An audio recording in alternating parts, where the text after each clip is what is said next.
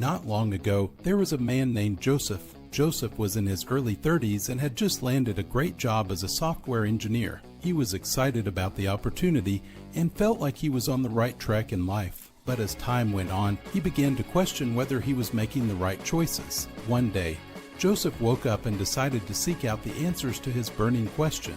He hopped on his computer and started typing in phrases like, "How to know if I'm making the right choices in life? And am I on the right path?" But all he found were generic self-help articles that left him feeling even more confused. Joseph decided to take a break from his search and go for a walk outside.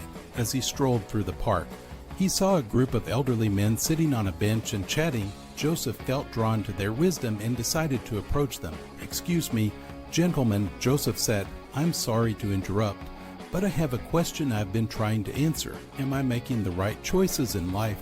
The men looked at each other and chuckled. "Well, son," one of them said, "that's a question we've all asked ourselves at one point or another. The truth is, no one knows for sure if they're making the right choices. But here's what we can tell you." The men then launched into a series of stories and anecdotes about their own life experiences. They talked about times when they had made mistakes and times when they had taken risks and succeeded. Joseph listened intently, taking mental notes on their advice and insights. As he walked away from the bench, Joseph felt a newfound sense of clarity. He realized that making the right choices in life wasn't about following a set of rules or guidelines, but rather about being true to oneself and taking calculated risks. With this new perspective in mind, Joseph went back to work with a renewed sense of purpose. He took on new challenges and projects, and even volunteered to lead a team on an upcoming project.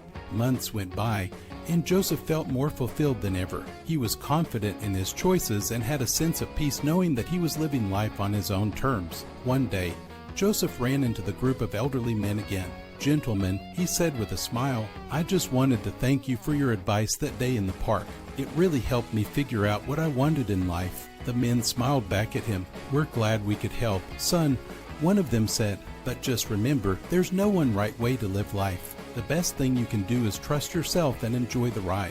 Joseph nodded, feeling grateful for the wisdom of the elderly men. As he walked away, he couldn't help but chuckle at the thought of stumbling upon a group of wise old sages in the middle of the park. But he knew that he had found the answer to his question, and he was grateful for the unexpected journey that led him there.